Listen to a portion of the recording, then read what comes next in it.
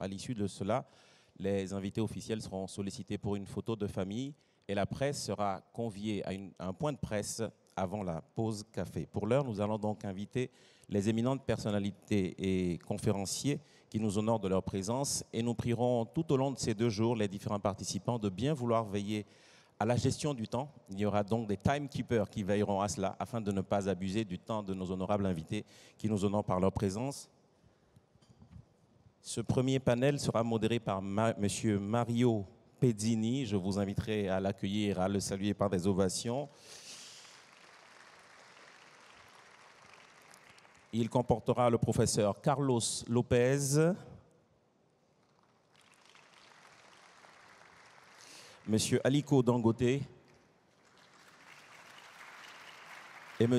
Étienne Giros, que je vous invite à accueillir maintenant, qui vont nous entretenir sur le thème « Développement soutenu, inclusif, durable et équilibré du Togo ».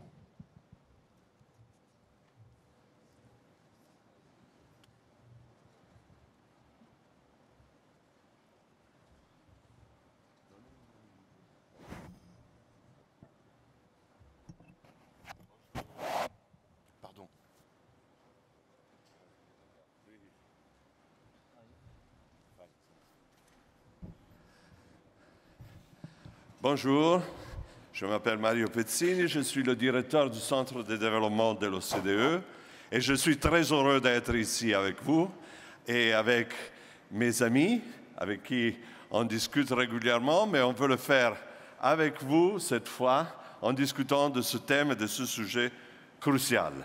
Je vais les présenter, mais je sont très connus en vérité, chaque fois que je vais poser des questions. Et vous savez quel est le thème? C'est le développement soutenu, inclusif, durable et équilibré du Togo. Un thème très important, un thème qui se situe à l'intérieur d'un débat général qui est riche d'initiatives politiques. On l'a entendu dans les discours qu'ils ont ouvert ce forum crucial, c'est-à-dire d'un côté des soucis économiques tels que le ralentissement économique, de l'autre côté une série d'initiatives, par exemple de l'Union européenne, le vice-président il nous rappelait maintenant de l'initiative Afrique-Europe reprise dans son discours par le président, mais aussi le New Development Consensus de l'Union européenne qui indique de nouvelles pistes pour améliorer la coopération internationale. C'est évident que cela sont des dimensions internationales et après il y a des initiatives nationales. Le PND a été rappelé plusieurs fois et on vient de voir aussi un film qui y fait référence. Donc dans ce contexte général, où est-ce qu'on situe par exemple l'Afrique et à l'intérieur de l'Afrique le Togo? C'est évident que quand on regarde aux chiffres, le ralentissement est global, mais il ne s'affirme pas de la même façon dans les différentes régions. Alors qu'en Asie du Sud-Est, on continue à avoir des taux de croissance de 5-6%, en Amérique latine, est difficile d'arriver à 1%. L'Afrique se situe entre ces deux contextes. Et surtout, l'Afrique se situe dans le contexte international avec des énormes opportunités de développement. Alors moi, je voudrais commencer ce débat en demandant à Carlos Lopez de nous faire un petit peu le cadre de quelle est l'action publique en particulier qui est faite. Pourquoi je demande à Carlos? Je demande à Carlos parce que Carlos est une autorité dans la matière, pas seulement du point de vue intellectuel, mais pour les charges qu'il a recouvertes à plusieurs reprises en Afrique, par exemple comme Executive Director de l'UNECA. Et donc Carlos a cette vue générale des initiatives publiques et des défis et opportunités qui se posent au continent. Donc, dans ces défis généraux, où est-ce que Carlos, tu vois la position que le Togo il pourrait prendre? Merci Mario. Je remercie à tous d'être là et particulièrement au président d'avoir vraiment cadré très bien la question qui se pose en termes de développement pour un pays comme le Togo. Il y a 3 tendances qui influencient le développement en Afrique. On peut les appeler les méga-tendances. Il y a la tendance démographique, la tendance climatique et la tendance technologique. dans chacune de ces trois tendances, nous avons des implications majeures pour l'ensemble du continent. Démographiquement, nous sommes le continent le plus jeune et celui qui a la courbe démographique la plus importante, le taux d'urbanisation le plus soutenu, etc. Donc nous avons vraiment des défis énormes pour création d'emplois, absorption d'une jeunesse qui est vraiment représentative non seulement comme un bien public africain, mais un bien public mondial.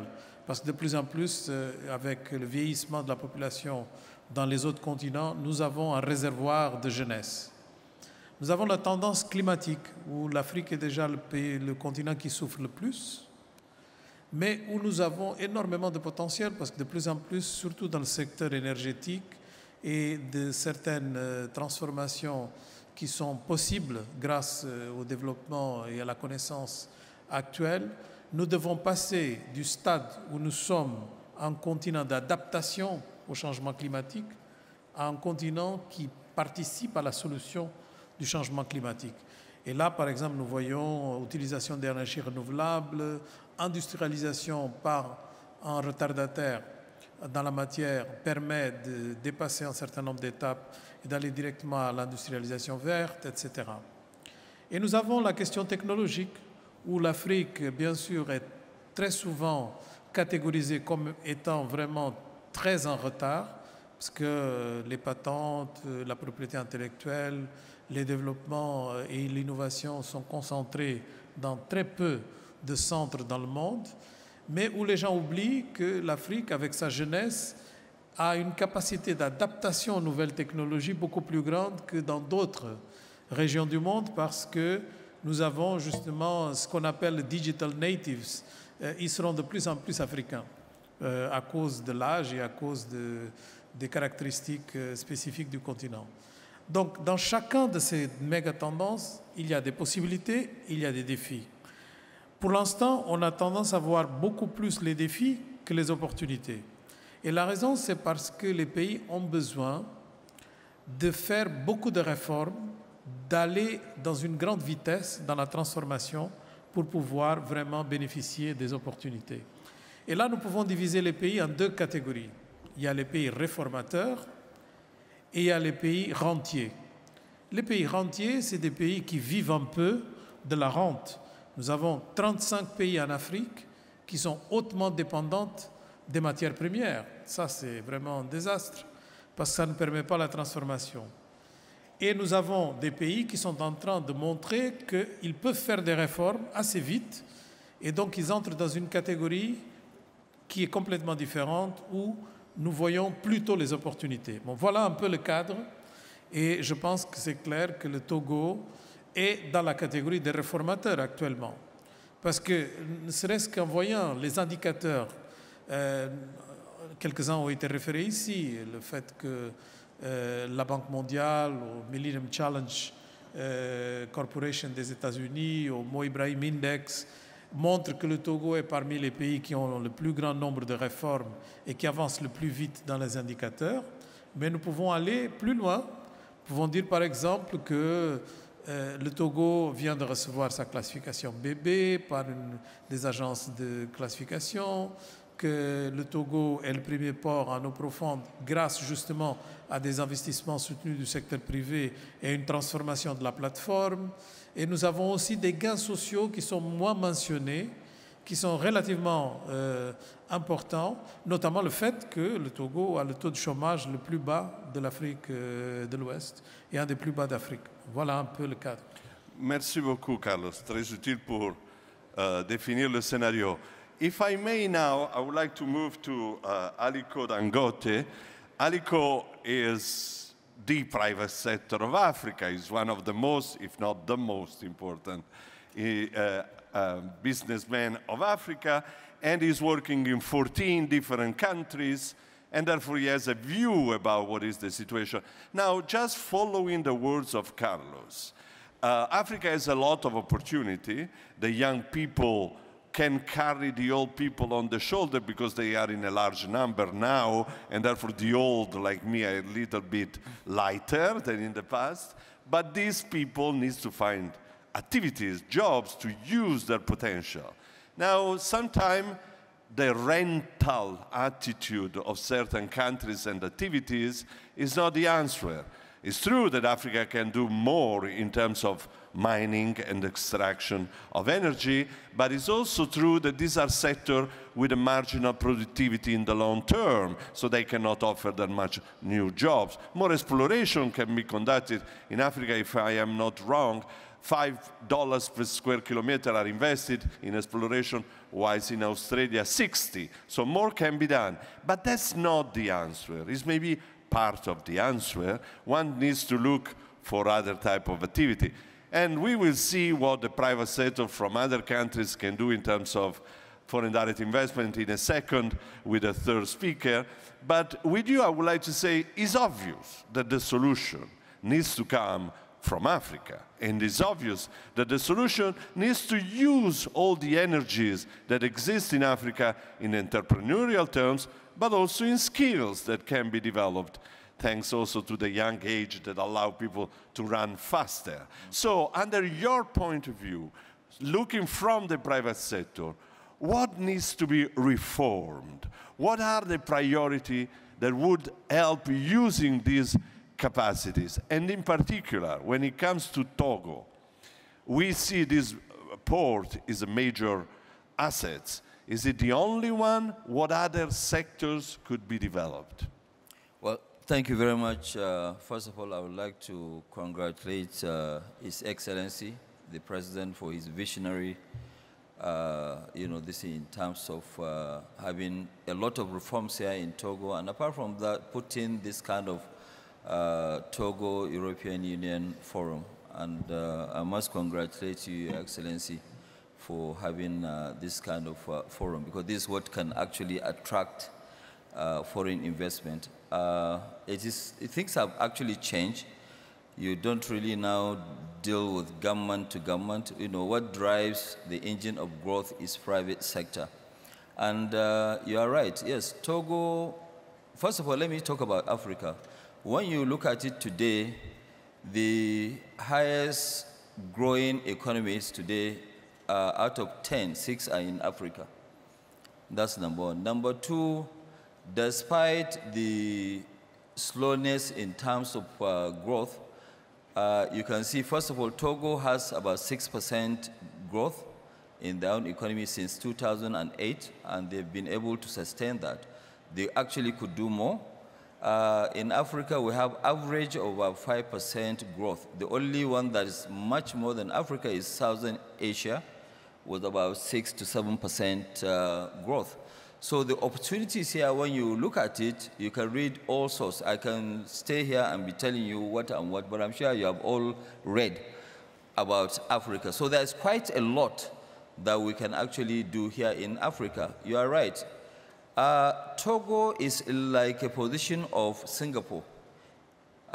You need to say, okay, fine, yes, I don't have the population, but then you have a bigger market. You have the ECOWAS. By the time that we sign the CFTA, you have now the larger African market. So with the kind of, security which you have here in Togo, you have the legal infrastructure, you have also the infrastructure in terms of the port. I mean, the deepest port that you can find today in West Africa is here in Togo. And, I mean, I was telling somebody that we're building a refinery in Nigeria, and the refinery that we're building, we're now faced with about 118,000 containers to be shipped to Nigeria, and our ports could not handle that. So majority of those containers are actually coming down to Togo, and then they are now going to be transshipped down to Nigeria. So that's one of the things that they have.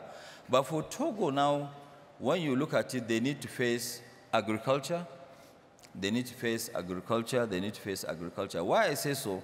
Because they have the land, they have the climate, they have the water. All whatever they can produce here, they can take it around the other. Even the ECOWAS market is enough. It's about 315 million population. So really, they don't really need to go too far. Their market is here in West Africa. And if we sign the CFTA, then it's quite large. Let me go into other areas like phosphate. When you look at phosphate, Togo has one of the best. Togo should actually be producing fertilizer. They should not, I advise that they should not take their raw materials out there to be processed. You know, because the biggest challenge that we have in Africa is that we are used to exporting our raw materials to be processed elsewhere. You can see a typical example of cocoa today. 2 countries in West Africa, they produce 2/3 of cocoa, which is Cote d'Ivoire and Ghana. Out of this, they only earn what? They only earn about 6-8 billion at the highest, depending on the price of that year. 6 to 8 billion is nothing compared to chocolate market, which is $100 billion. So you can see the massive difference. If you are exporting raw material, you will not really make much enough. So Togo needs to go and say, okay, fine, what do we do now? One of the things that they need to do is to make sure that they do what you call import substitution. Import substitution, they should be producing what they consume and also exporting the excess. Because it is not sustainable when they are having imports of about 8 billion and export of about 2-point-something billion. That's not sustainable. But for it to be sustainable, they need to make sure that, yes, they improve much in terms of, investment code, which they have done. If there's any improvement, I'm sure with the way that I know His Excellency the President, he can change at any time and redefine what they believe that they can attract a lot of investors, which other neighboring countries might not be able to. If they do that, then the sky is the limit. With this deep sea port, they need to make sure that the corridor going to this road network, going to other landlocked countries like Burkina Faso, they need to make sure that that's done quickly. And I'm sure they can get quite a lot of investors. I'm not saying that government should invest their money, but there are investors that can be given concessions where they can charge a toll, and it will be a win-win situation. Government will take the credit, and the entrepreneurs will make the money. And the entrepreneurs, at the end of the day, they will pay taxes. So it's like government is owning that same infrastructure. If you look at it today, you will be wondering, okay, fine, what could an entrepreneur do? An entrepreneur can do quite a lot. Let me give you an example of what we are doing. Today, we have, within the last 10 years, built 50 million tons of cement capacity. Okay, and we know that, yes, we realize that, look, a country like ours, Nigeria, is importing almost 98% of our petroleum products, which is also the case here in Togo. They are importing almost 100%, and most of the West African countries. So we decided to take a very bold step by spending about $14 billion to do, refinery and petrochemical. We are now doing 650,000 barrels per day refinery. Yes, there are a lot of challenges, but it is possible, and will be commissioning by next year, with about 1.3 million tons of polypropylene, polyethylene, all in the same site. We realize also Nigeria imports fertilizer, which does not really make sense. We have natural gas, we can do urea and ammonia, and we are also commissioning this year our urea and ammonia, which is 3 million tons, which is by far in excess of Nigeria's consumption. It's far in excess of West African consumption. Okay, so we need to now target like America, South America, or Latin America's market. Okay, so it could be done, but this thing has to be a partnership between government and private sector. What I would have loved to see in terms of this partnership between Togo and European Union is to now say, okay, fine, we do like AGOA, where they allow Togo to produce all the garments that are possible to be exported to Europe. Togo produced one of the best cottons in the world. The wax, we see the result. Cotton, yes.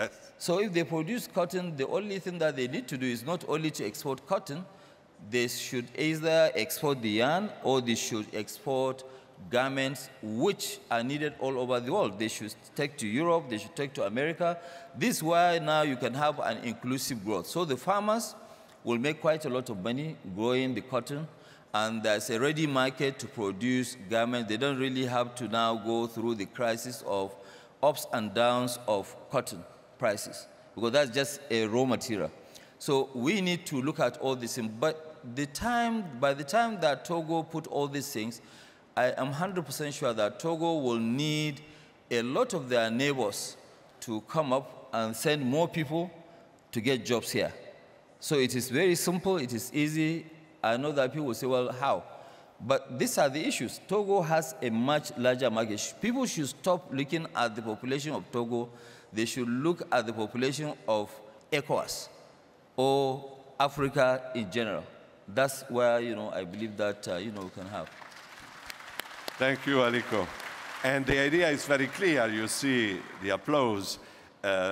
Togo needs to have an area of action and also of analysis which is wider than the country itself, and define its special assets that can serve this wider area. Mais maintenant, revenons sur la question des investissements du point de vue européen. C'est suffisant de se balader à Lomé ou dans une autre des villes. Il y a plein d'entrepreneurs et qui travaillent énormément chaque jour pour faire leur travail. Ce n'est pas une question de manque d'entrepreneurship ou d'énergie. La fameuse idée que les gens ne sont pas performants parce qu'ils sont lazy, elle ne s'applique pas, ça suffit de regarder dans les rues. Donc, il y a de plus en plus des analystes qui nous disent en vérité ce qu'il manque, c'est une série de biens publics. Et les entrepreneurs, ils n'ont pas les externalités, comme ils disent les économistes en termes techniques, qui pourraient les aider à mieux manifester leurs capacités et leur organisation. Alors, vu du point de vue d'un entrepreneur européenne, et ici, bien évidemment, Étienne Giraud est le président du Conseil européen des affaires, donc qui mieux qualifié que lui pour nous donner une réponse? Quelles sont les actions qui pourraient être entreprises du côté européen ou du côté africain afin de faciliter la constitution de ces biens publics qui peut-être sont un petit peu déficientes? Merci Mario. Monsieur le Président de la République, Excellences, bonjour à tous.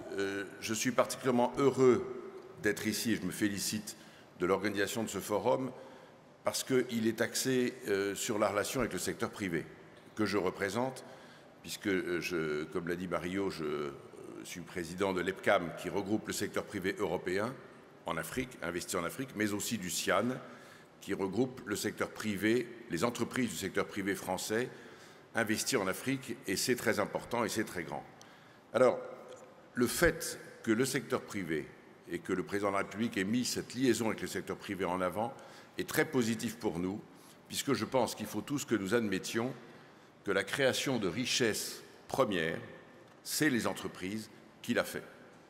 Ce ne sont pas les autres acteurs ont chacun leur rôle, mais les entreprises sont la créateur de la richesse première. Et donc, tout ce qui contribue à aider à l'implantation des entreprises, à pousser les entrepreneurs à réaliser des investissements et à le faire vite est positif. Nous nous battons beaucoup pour cela. Et nous voyons que le Togo a pris beaucoup de mesures, tout un train de mesures qui vont dans ce sens-là et nous nous en félicitons. L'industrialisation est une nécessité pour l'Afrique. L'autre jour, on m'interrogeait pour me dire, mais finalement, est-ce que l'Afrique doit s'industrialiser? Est-ce qu'elle ne peut pas se spécialiser tout de suite dans le secteur tertiaire et franchir un saut en laissant l'industrialisation se développer dans d'autres régions du monde? On sait que c'est une théorie qui existe.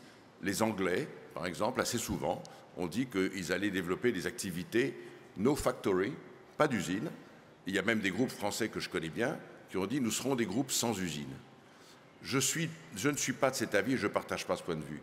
L'Afrique doit s'industrialiser. Quelle fatalité aurait ce continent, et il y aurait un pays comme le Togo, à laisser l'industrialisation, avec toutes les créations d'emplois qu'elle signifie, avec toute la création de valeur pour sortir de la malédiction des matières premières que vous citiez tout à l'heure, quelle malédiction obligerait l'Afrique à laisser l'industrialisation dans d'autres secteurs du monde? Il faut donc développer un secteur industriel, développer des industries et des entrepreneurs locaux, mais aussi étrangers que je représente, pour ensemble franchir cette étape. Alors, il y a, devant cette évidence et devant la potentialité de l'Afrique, et de l'Afrique de l'Ouest et du Togo qu'on a cité tout à l'heure, qui est assez évident, je ne reviendrai pas dessus, j'insisterai simplement sur la nécessité absolue d'aller vite. Je pense que nous sommes dans une course contre la montre. Il y a une croissance démographique telle, il y a 20 millions de jeunes qui arrivent sur le marché de l'emploi tous les ans. Nous avons devant nous un défi énorme et nous n'avons pas de temps à perdre. Et donc, il y a une petite musique, où il y a un petit signal faible que je ressens, qui est que quelquefois on peut dire, et certains pensent, que les entrepreneurs européens font preuve d'une certaine frilosité pour investir en Afrique. Et on nous cite toujours la vigueur des entrepreneurs et des entreprises chinoises, ou même la vigueur des entrepreneurs africains eux-mêmes, africains de l'Ouest ou marocains par exemple. Cette frilosité supposée des entreprises européennes, ça n'est pas non plus une fatalité, et je pense que pour y répondre, il faut traiter 3 obstacles qui se dressent devant eux. Le premier, c'est le climat des affaires. Vous ne pouvez pas demander à un entrepreneur européen d'investir en Afrique s'il ne sent pas un climat relativement positif. Ne vous méprenez pas sur mes propos, je ne demande pas à un entrepreneur de ne pas prendre de risques. C'est dans sa nature même qu'un entrepreneur doit prendre un risque industriel. En revanche, un climat relativement favorable, climat positif pour les entreprises, stabilité fiscale, je ne parle pas du niveau de l'imposition, je parle du fait que la taxation doit être égale pour tous, une justice qui peut permettre de résoudre les conflits commerciaux et finalement une image positive du secteur privé, c'est très important. Il y a une deuxième chose qui regarde, c'est les infrastructures. Monsieur le Président en a parlé tout à l'heure, vous en avez aussi parlé. Je sais que la mode est beaucoup à parler du digital, de la jeunesse, de la nouvelle économie, etc. Très bien, mais très bien. Mais n'empêche qu'il faut de l'électricité, il faut des routes, il faut des réseaux de communication, il faut des systèmes de santé et il faut un système éducatif. Donc nous plaidons aussi beaucoup pour ce deuxième critère. Et puis il y en a un troisième, si vous permettez Mario, que je voudrais mettre en avant, qui est celui de la taille des marchés. Et ça, la réponse, c'est l'intégration régionale. Les marchés africains, pris pays par pays, sont d'une taille relativement modeste. Et quand un investisseur regarde un marché et quand il dit finalement est-ce que je vais investir dans ce pays, il regarde la taille de l'investissement, il regarde le climat des affaires et si la taille est relativement modeste et qu'il la compare à un pressenti du risque élevé, il ne viendra pas. Et donc il faut sortir de la dualité terrible, je trouve, pour les investisseurs, de comparer la taille du marché avec la perception du risque. Quand vous êtes un comité d'investissement, j'en ai pratiqué beaucoup, où on vous présente un investissement à 20 ou 40 millions d'euros et que vous regardez quel est le potentiel, 3 millions, 4 millions de consommateurs, un chiffre d'affaires relativement modeste, et en face, une perception du risque qui est mauvaise, la décision ne se fait en général pas en faveur du pays. Et on tourne la page et on passe à un autre dossier. Il faut absolument casser cette objection de la dualité risque-taille des marchés. La taille des marchés, Monsieur le Président en a parlé tout à l'heure, c'est évidemment l'intégration régionale.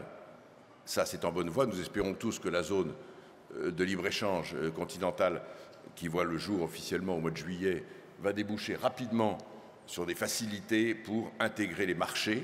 Ça n'est pas histoire de faire de la place pour les grands groupes multinationaux. On me dit souvent, mais vous êtes en train de plaider pour les grands groupes multinationaux qui vont dominer les marchés locaux. Ça n'est pas ça. Il faut comprendre que si vous voulez faire un investissement de plusieurs millions d'euros ou de dollars, il faut qu'il y ait des clients en face pour l'amortir. Et donc, il faut agrandir le marché. Quant à la perception du risque, on peut en reparler peut-être après dans un deuxième tour, mais un seul mot, il faut dérisquer l'Afrique. L'Afrique, elle n'est pas plus risquée que d'autres continents, pas plus. Et par ailleurs, elle a évidemment des risques, il faut dire la vérité. Ça n'est pas un long fleuve tranquille. Il y a des difficultés, des obstacles, mais chacun a une réponse technique possible. Et donc il faut convaincre, et c'est notre travail à nous tous, secteur privé, bailleurs de fonds, secteur public, de convaincre les opérateurs d'aller investir et de surmonter ces difficultés. Merci beaucoup. Chers messieurs et dames, Monsieur le Président, on commence à voir apparaître des réponses qui convergent entre autres. C'est-à-dire, Carlos, il nous rappelle les énormes opportunités et l'optimisme de fond que nous guide tous, en vérité, vis-à-vis de l'Afrique. Et à ce fin, Carlos, il nous dit, eh bien, il faut faire attention et sortir d'une logique de rentier. Il faut faire des politiques industrielles, modifier la structure productive, faire ce que l'agenda 2063 nous dit, la transformation productive. Et cela demande politique et autres actions. Et nos collègues y rajoutent qu'il faut avoir une vision qui est une vision d'identification des assets. Et cela, ça ne se fait pas nécessairement à l'intérieur d'un pays, mais plutôt au niveau régional. Et les opportunités, comme il nous a été rappelé, sont évidentes. Je me permettrai de faire un deuxième tour de questions, parce que, voilà, là, il faut aussi observer les choses dans une autre logique, qui est comment est-ce qu'on va soutenir et financer tout ça?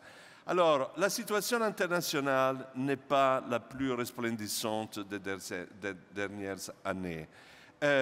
On pourrait penser donc que les aides et la coopération au développement pourraient augmenter, et en vérité, ils vont dans la direction opposée. Quand on regarde les chiffres des ODA, on se rend compte que cette année, ils étaient moins que dans le passé. Et en plus, ils ne sont pas nécessairement directionnés aux pays qui ont le plus de besoins.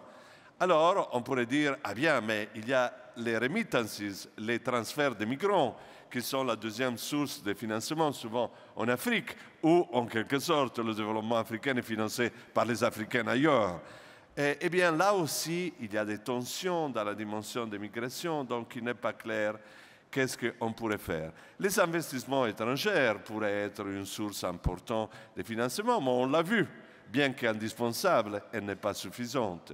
Il faut des politiques publiques. Qu'est-ce qu'on peut faire dans le domaine? Est-ce qu'il faut envisager aussi des réformes fiscales pour financer toutes ces politiques qui sont indispensables parce que les atouts, comme tu as dit avant, ils sont là. Quoi faire dans ce domaine? Bon, je ne vais pas mettre dans l'embarras Aliko Dangote, mais sa fortune personnelle, c'est 2 fois le PIB du Togo. Et sa raffinerie, c'est 3 fois le PIB du Togo. Donc il y a de l'argent en Afrique. Il y a de l'argent, donc des gens comme Aliko Dangote, d'après la dernière étude de Afro-Asia Bank, représentent à peu près 920 milliards de dollars. Donc des individus avec des fortunes en Afrique. Donc ça, c'est beaucoup d'argent. Si nous allons vers les fonds de pension en Afrique ont 1000 milliards de dollars d'accumulation actuellement. Si nous pensons par exemple en termes de taxes, nous avons la pression fiscale la plus basse de tous les continents, à peu près 17% par rapport à la taille des économies. La moyenne mondiale, c'est à peu près 35%. Il suffit d'augmenter de 1%, de 17 à 18% la pression fiscale pour qu'on puisse avoir plus d'argent que l'ensemble de l'ODA, de l'aide publique au développement, APD. Donc, c'est la fiscalité qui doit s'améliorer. Elle s'est améliorée. Depuis une quinzaine d'années, on a passé de 163 milliards de dollars dans l'année 2000 à 600 plus milliards de dollars actuellement. Donc la fiscalité, c'est la réponse, ce n'est pas l'aide publique au développement. Par contre, donc nous avons de l'argent déjà dans le continent. Et bien sûr, nous sommes intéressés à faire venir de l'argent de l'extérieur du continent. Alors là, par exemple, nous regardons que l'Europe est, comme Union européenne, le premier investisseur en Afrique. Et ça, c'est mentionné souvent. Et c'est vrai. Le problème, c'est qu'il y a une érosion de cette tendance. Donc, il y a de moins en moins d'investissements européens par rapport à d'autres qui montent très vite, comme par exemple la Chine qui est mentionnée, mais aussi des pays comme les Émirats arabes unis, comme la Turquie, comme l'Inde, la Corée du Sud, et même le Japon est en train d'augmenter actuellement. Donc, nous avons ici plutôt un stock d'investissements étrangers qui est relativement consolidé, qui est surtout européen, et nous avons une érosion de ce rôle. Donc ça veut dire qu'il y a la question du risque. Et c'est justement ce qu'Étienne vient de nous mentionner. Et comment pouvoir dépasser cette problématique est très importante. Mais le message principal à faire passer, c'est que ce n'est pas un problème d'argent. Donc il y a énormément d'argent déjà en Afrique qui part vers l'extérieur. Je vais vous donner juste un exemple qui est frappant parce que c'est un exemple de ce mois-ci. Donc la Banque centrale d'Afrique du Sud a autorisé le déplacement d'une partie de la cotation de la plus grande entreprise d'Afrique, Naspers, vers la bourse d'Amsterdam. Cette opération a permis à Naspers, la plus grande entreprise d'Afrique, de placer à Amsterdam 120 milliards de dollars. Donc nous regardons les statistiques de la CNUSED sur l'ensemble des investissements qui sont entrés en Afrique l'année dernière, et nous sommes à peu près à 40 milliards de dollars. Donc une opération d'une entreprise africaine autorisée par un régulateur africain a permis de passer à l'Europe beaucoup plus d'investissements que l'ensemble de l'investissement qui vient de l'étranger, en provenance de l'étranger, vers l'Afrique. Donc voilà, c'est une question d'avoir les bonnes politiques aussi. Ce n'est pas seulement une question de parler d'opportunités, une question de parler de risques, de parler de beaucoup d'autres éléments qui sont importants aussi.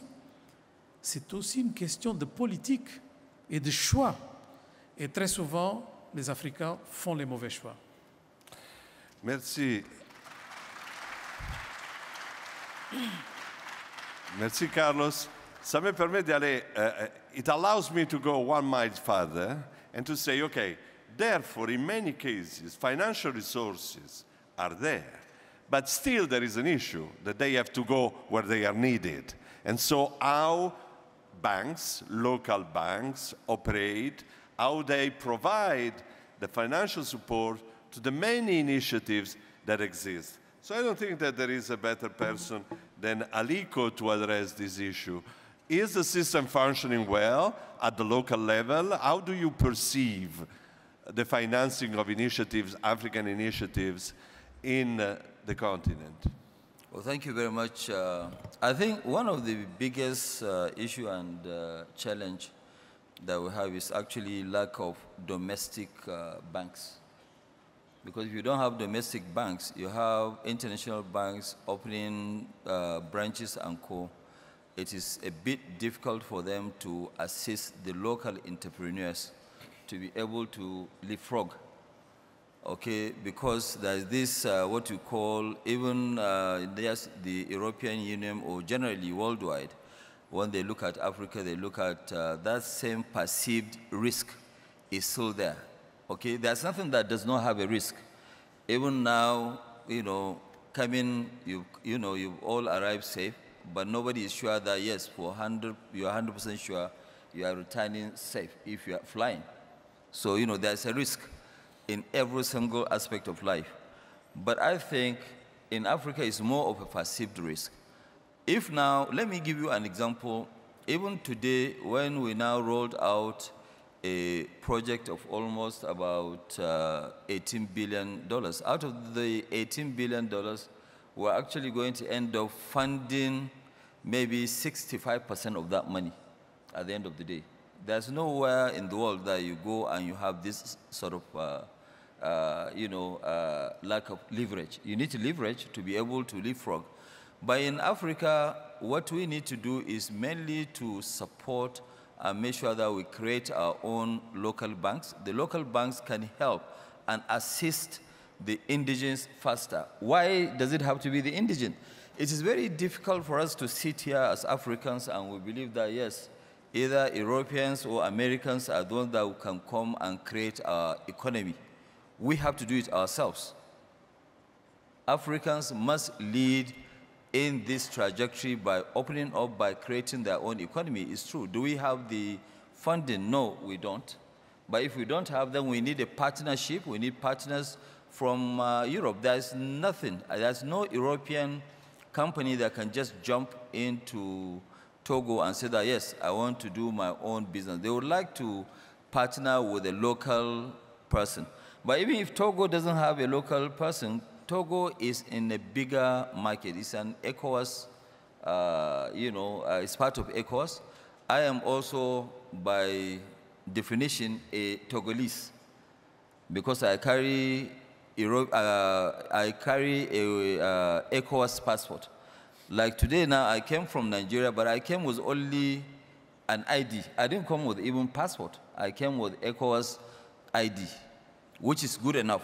So I think we need to deepen and make sure that, yes, these our regional markets, they work, and then the CFTA will be signed, and then we will now have a much larger market. The perceived risk of people thinking that, yes, it's not going to work, it will work, because I've not seen any company, any serious company that has opened business, and they claim that, yes, they've gone bankrupt, and they lock that business, or they close down the business and go back. There's quite a lot. There's a market that I think you can actually drive from. If Togo does not have, because that's the specific thing that we're discussing today about Togo.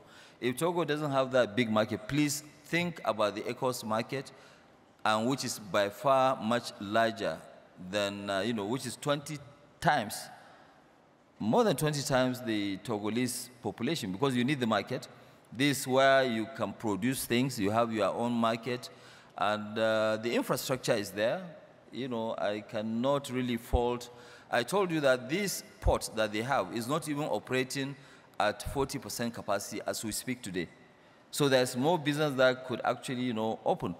One of the areas that you can look at, you can invest in an industrial park, which I think is part of the national development plan that the president has. The industrial one, or the agri-based business can also be there. Number one, when you look at Togo, okay, fine, what do you think that Togo can do? Togo can do quite a lot in agriculture.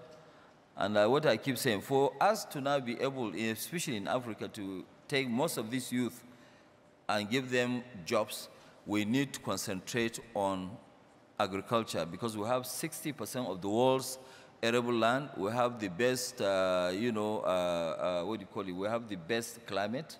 Whatever you can grow, when you look at the world map, whatever you can grow in Brazil could actually be grown here in Africa. So we have what it takes. The only problem that we have is this perceived risk.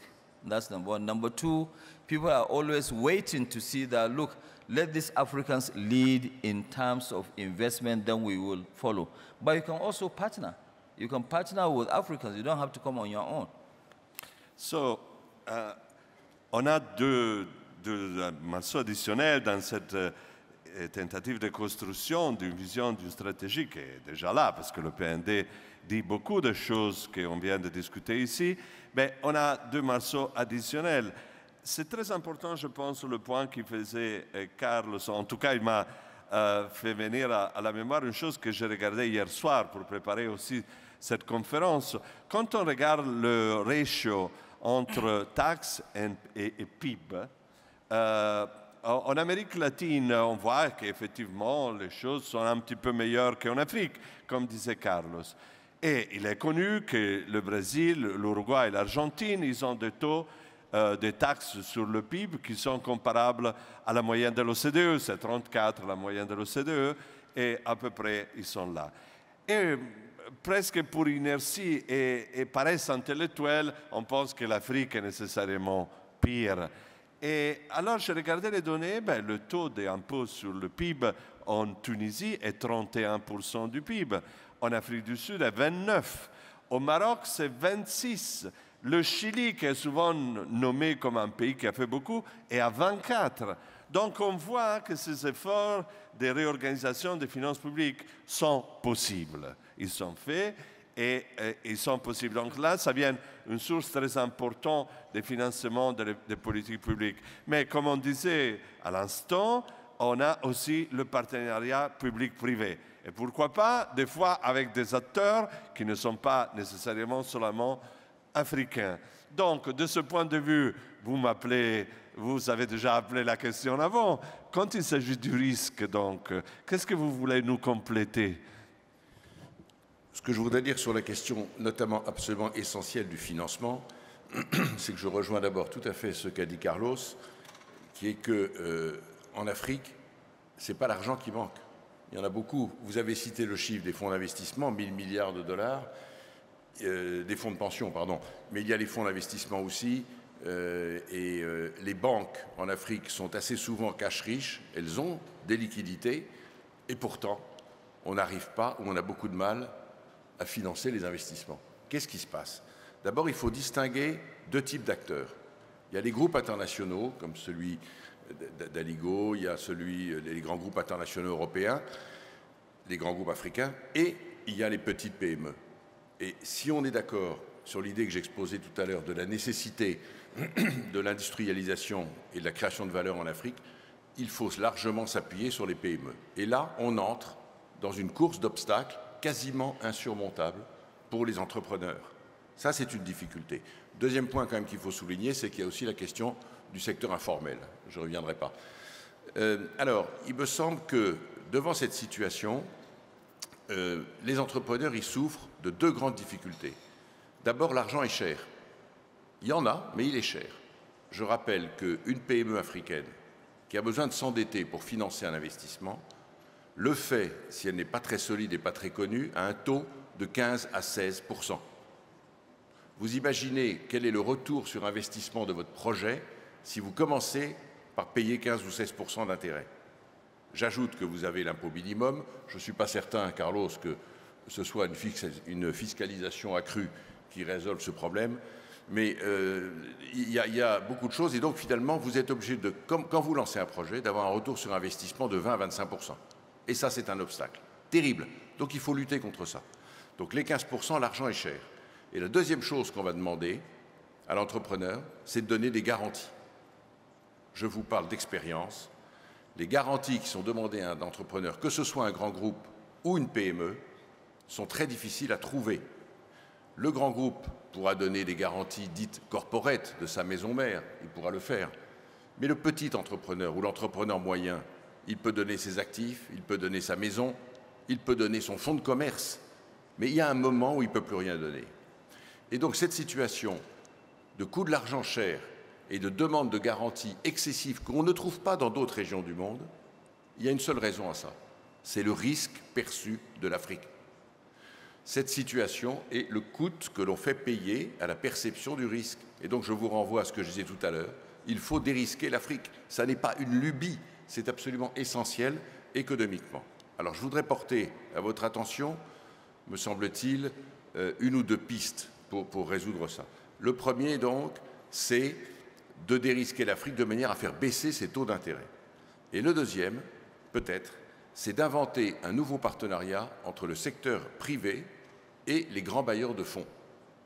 Il y a beaucoup d'argent public sur le long terme qui est envoyé en Afrique. Je pense par exemple, je parle devant le vice-président de la Commission européenne, au Fonds européen d'investissement, le fameux FED, qui s'élève à peu près à 30 à 32 milliards d'euros sur une période de 4 à 5 ans. C'est beaucoup d'argent en dons.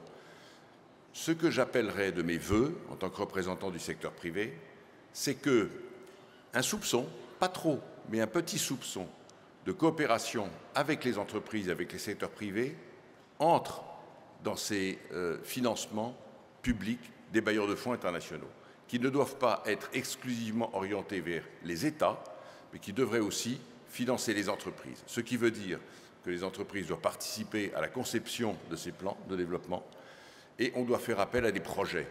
Il n'y a pas que les programmes publics à financer. Il peut y avoir les projets d'entreprise. Et pourquoi ne pas imaginer des entreprises qui vont voir les bailleurs de fonds et qui disent « Moi, j'ai un projet, je veux construire un hôpital, une clinique, une cimenterie, une usine de transformation, ça coûte 5-10 millions, est-ce que vous voulez bien m'aider à le financer ?» Et l'aide publique pourrait en partie être orientée vers ce secteur à condition qu'on fasse appel à projet. Et puis j'ajoute un dernier point, après j'en aurai fini, c'est que si tout cela pouvait se passer dans de l'agilité et de la rapidité, on apprécierait beaucoup. Le rythme des bailleurs de fonds et des financements publics n'est pas le même que le rythme du secteur privé. Il y a souvent de la bureaucratie, des procédures qui ralentissent beaucoup les choses et qui quelquefois les découragent. Les nouveaux acteurs dont on parlait tout à l'heure ont une autre manière de voir les choses. Comme vous le savez, très souvent, les entreprises chinoises arrivent avec un financement à 100%. Nous autres, Européens, on est beaucoup plus dans le partenariat avec des acteurs et des partenaires économiques africains, mais aussi partenariat dans les financements, qui sont souvent des multifinancements.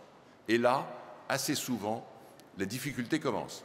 Quand vous avez la Banque mondiale, l'Union européenne et 2 banques privées qui sont un consortium de financement, vous en avez pour 1 an.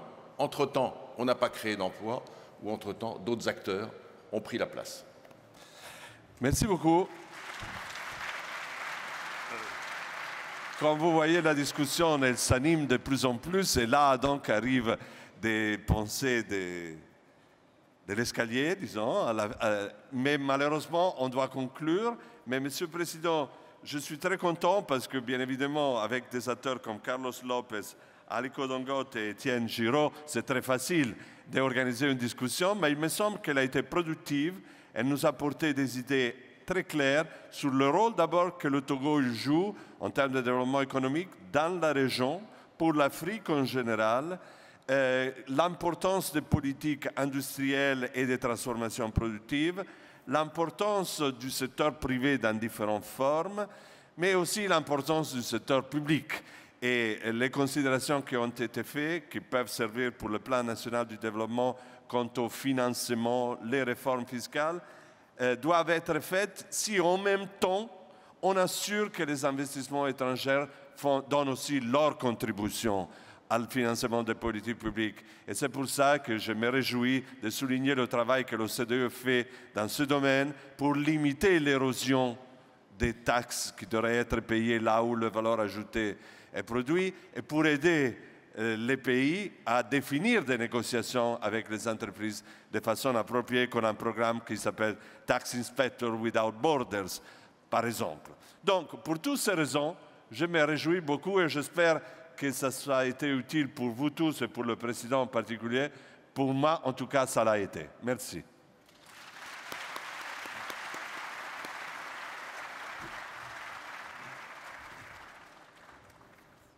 Merci.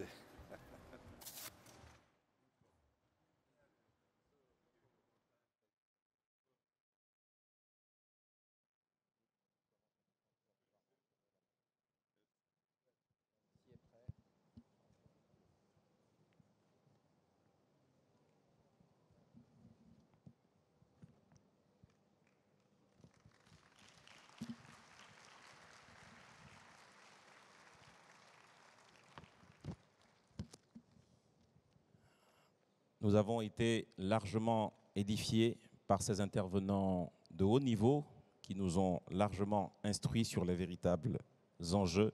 Les ressources existent, il suffit, si vous me prêtez l'expression, de les mobiliser.